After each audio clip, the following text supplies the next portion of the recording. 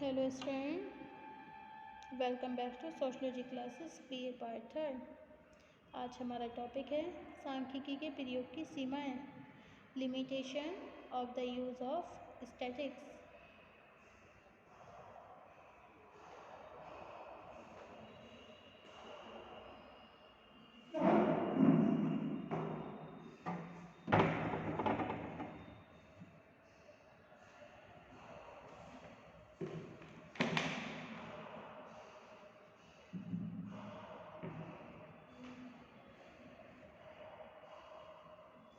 According to Newton,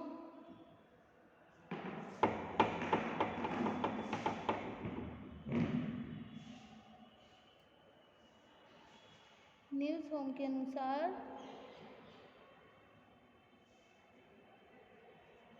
it must be regarded as an instrument of research of great value, but having several limitations which are not possible to overcome, and as such they need our careful attention by न्यूज़होम। सांख्यिकी को अनुसंधान का एक अत्यधिक मूल्यवान साधन समझना चाहिए, परंतु इसकी कुछ सीमाएं हैं जिन्हें दूर करना संभव नहीं है। अतः इन पर हमें सावधानीपूर्वक विचार कर लेना चाहिए। प्राकृतिक विज्ञानों की तुलना में सामाजिक विज्ञानों में सांख्यिकी का प्रयोग करने पर यह सीमाएं और अधिक स्पष्ट हो जाती हैं। इनमें से कुछ प्रमुख सीमाओं को निम्नलिखित प्रकार से समझा जा सकता है। नंबर 1, संख्यात्मक अध्ययन तक ही सीमित, confined to numerical study only. सांख्यिकी की सर्वप्रमुख सीमा यह है कि इसका उपयोग केवल उन्हीं अध्ययनों में किया जा सकता है जिनमें तथ्यों को संख्याओं के रूप में स्पष्ट करना संभव हो। अधिकांश सामाजिक घटनाएं गुणात्मक होने के कारण उनका अध्ययन करने में सांख्यिकी का प्रयोग अधिक उपयोगी नहीं हो पाता है। उदाहरण के लिए वृद्धावस्था की समस्याएं, पारिवारिक तनावों, सांप्रदायिकता तथा क्षेत्रवाद जैसी समस्याओं की माप लंबाई या चौड़ाई की तरह संख्या में नहीं की जा सकती है। लोगों को सांस्कृतिक विशेषताओं, नैतिकता तथा राष्ट्रीय चरित्र की भी आंकड़ों में माप करना संभव नहीं है। नेक्स्ट है व्यक्तिगत इकाइयों के अध्ययन का अभाव, lack of studying individual units. संख्याशास्त्री टिप्पेट ने लिखा है, सांख्यिकी का रूप केवल समूहवादी होता है क्योंकि यह केवल वर्गों के अध्ययन से संबंधित है, व्यक्तिगत मूल्यों से नहीं। उदाहरण के लिए किसी देश में लोगों के प्रति व्यक्ति आय को जानने के लिए देश की राष्ट्रीय आय को कुल जनसंख्या से भाग देने पर देश की औसत राष्ट्रीय आयु को ज्ञात कर लिया जाता है। इस औसत राष्ट्रीय आय से यह ज्ञात नहीं हो सकता कि विभिन्न क्षेत्रों अथवा समुदायों के प्रति व्यक्ति आय क्या होगी। प्रति व्यक्ति आय क्या है? स्पष्ट है कि सांख्यिकी के द्वारा व्यक्तिगत इकाइयों के बारे में हमें अधिक जानकारी नहीं मिल पाती है। नेक्स्ट है भ्रमपूर्ण निष्कर्षों की संभावना, पॉसिबिलिटी ऑफ डेल्यूसिव कंक्लूजन। सांख्यिकी के आधार पर जो निष्कर्ष प्राप्त होते हैं उन्हें अधिक विश्वसनीय नहीं माना जा सकता। ऐसे निष्कर्ष अक्सर बहुत अपूर्ण और भ्रमपूर्ण होते हैं। नेक्स्ट है औसत को आवश्यकता से अधिक महत्व, अननेसेसरी वेटेज टू एवरेजेस। सांख्यिकी द्वारा जो भी परिणाम प्रस्तुत किए जाते हैं वे साधारणतः औसत के रूप में ही होते हैं। एक और सांख्यिकी औसत को सबसे अधिक महत्व देती है तो दूसरी ओर ऐसे औसत दीर्घकाल में कभी उपयोगी नहीं होते हैं। दूसरी बात यह है कि औसत के द्वारा केवल एक सामान्य प्रवृत्ति को ही समझा जा सकता है।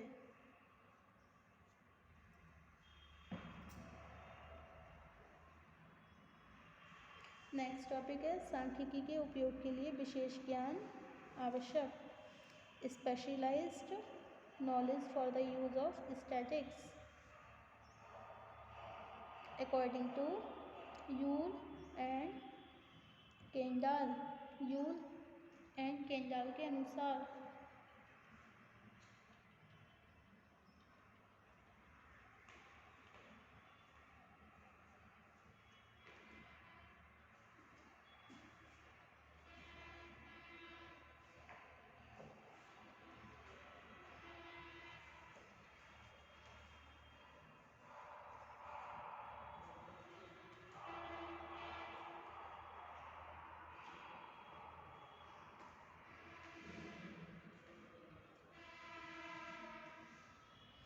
statistics method,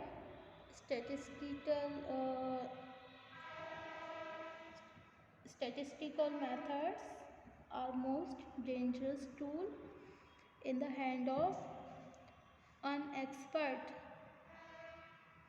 यूल और केंडाल ने लिखा है अयोग्य व्यक्तियों के हाथ में सांख्यिकी बहुत खतरनाक औजार बन जाती है।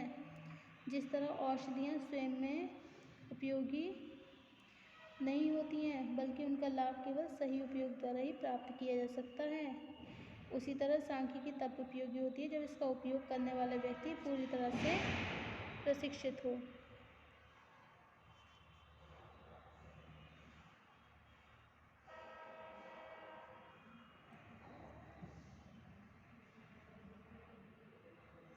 नेक्स्ट है गहन अध्ययन में अनुपयुक्त। Inappropriate for micro studies. यदि अनुसंधान की प्रकृति इस तरह की हो जिसमें विभिन्न इकाइयों का अध्ययन गहराई के साथ करना हो तो ऐसे अध्ययन में सांख्यिकी का उपयोग अधिक लाभप्रद नहीं होता। गहन अध्ययनों के लिए वैयक्तिक अध्ययन पद्धति अथवा सहभागी अवलोकन के द्वारा ही वास्तविक दशाओं को ज्ञात किया जा सकता है।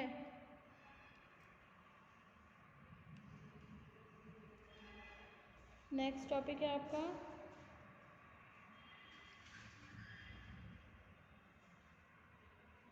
सांख्यिकी केवल एक साधन है, समाधान का आधार नहीं। Statics in only A means not the basic of resolution. सांख्यिकी के द्वारा हमें केवल कुछ सूचनाएं अथवा तथ्य प्राप्त होते हैं, लेकिन उन तथ्यों के आधार पर समस्या का समाधान करने के लिए एक नीति का निर्माण करना अनुसंधान का कार्य है। यदि अनुसंधानकर्ता स्वयं योग्य और कुशल न हो तो कितने भी उपयोगी आंकड़ों के बाद भी उनके आधार पर वह किसी उपयोगी निष्कर्ष पर नहीं पहुंच सकता है। नेक्स्ट है सजातीय आंकड़ों की अनिवार्यता, नेसेसिटी ऑफ होमोजेनियस डेटा। सांख्यिकी द्वारा प्राप्त आंकड़ों की तुलना करके ही किसी उपयोगी निष्कर्ष तक पहुंचा जाता है। ऐसी तुलना करने के लिए आवश्यक है कि एक वर्ग से संबंधित सभी आंकड़े समान प्रकृति के हों। इसी दशा को आंकड़ों की सजातीयता तथा एकरूपता कहते हैं।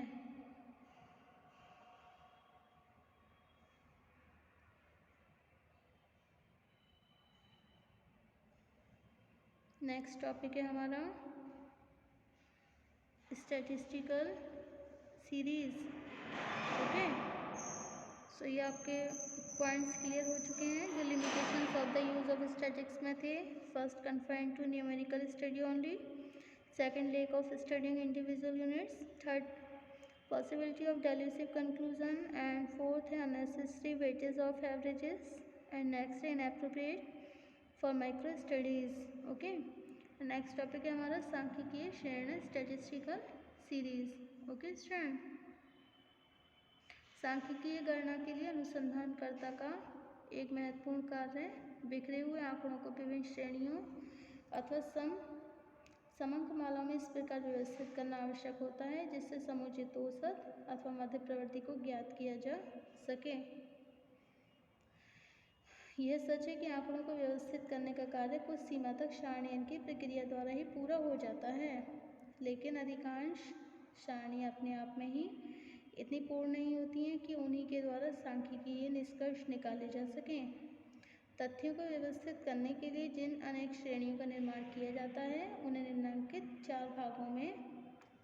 निम्नांकित कुछ भागों में विभाजित करके समझा जा सकता है। ओके, सांख्यिकीय श्रेणियाँ जैसे सरल श्रेणियाँ, सिंपल सीरीज, आवृत्ति श्रेणियाँ भी होती हैं, फ्रीक्वेंसी सीरीज, असमान आवृत्ति श्रेणियाँ, स्कैटर्ड फ्रीक्वेंसी सीरीज एंड संचयी आवृत्ति श्रेणियाँ, क्यूमुलेटिव फ्रीक्वेंसी सीरीज,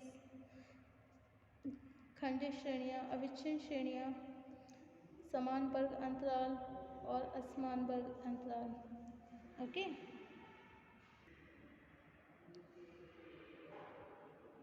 सरल श्रेणियाँ, आवृत्ति श्रेणियाँ।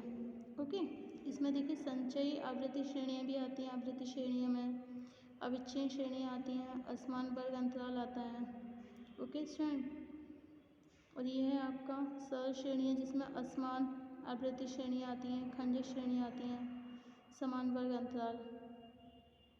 ओके,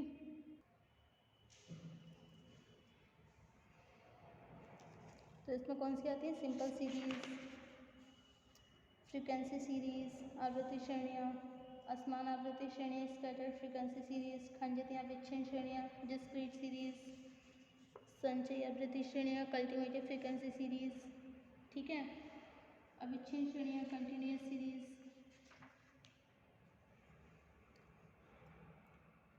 एंड नेक्स्ट टॉपिक होगा आपका माध्य अथवा समांतर माध्य। ओके स्टूडेंट, मीन और arithmetical averages. Okay, definitions and characteristics हम इसकी आपको कल बताएंगे। ये टॉपिक होगा हमारा कल। Thank you for watching my YouTube channel. Thank you so much.